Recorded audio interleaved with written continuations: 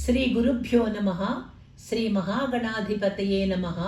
శ్రీ లలితా మహా త్రిపుర సుందర్యై నమః. శ్రోతలకు నమస్కారం. ఇప్పుడు మనం శ్రీ శంకర భగవత్పాదులు రచించిన సౌందర్య లహరి స్తోత్రరాజంలోని 61 నుంచి 65వ శ్లోకం వరకు కలిసి పఠిద్దాం. असौ नासा वंशः तुहिनगिरिवंशध्वजपटी त्वदीयो नेदीयः फलतु फलमस्माकमुचितम् वहत्यन्तर्मुक्ताः शिशिरकरनिःश्वासगलितं समृद्ध्यायत्तासां बहिरपि स मुक्तामणिधरः प्रकृत्या रक्तायात् तव सुदति दन्तच्छदरुचेः प्रवक्षे सादृश्यं जनयतु फलं पितृमलता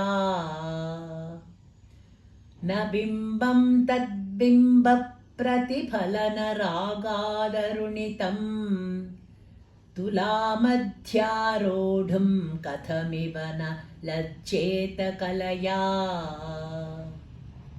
स्मितज्योत्स्नाजालं तव वदनचन्द्रस्य पिबतां चकोराणामासीत् अतिरसतया चञ्चुजडिमा अतस्ते सीतांशोः अमृतलहरीमाम्लरुचयः पिबन्ति स्वच्छन्दं निशि निशि भृशं काञ्जिकधिया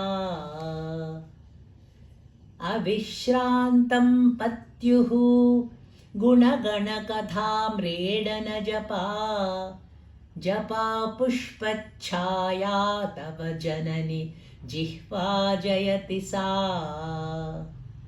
यदग्रासीनायाः स्फटिकदृशदच्छच्छविमयी सरस्वत्या मूर्तिः परिणमति माणिक्यवपुषा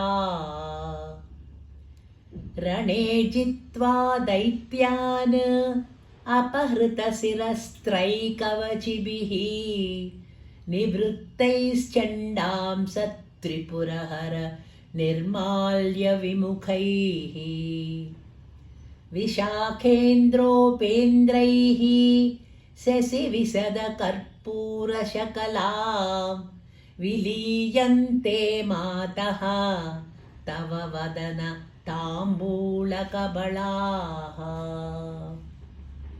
ఇక్కడితో సౌందర్య లహరిలోని 65 శ్లోకాలు పఠించాము.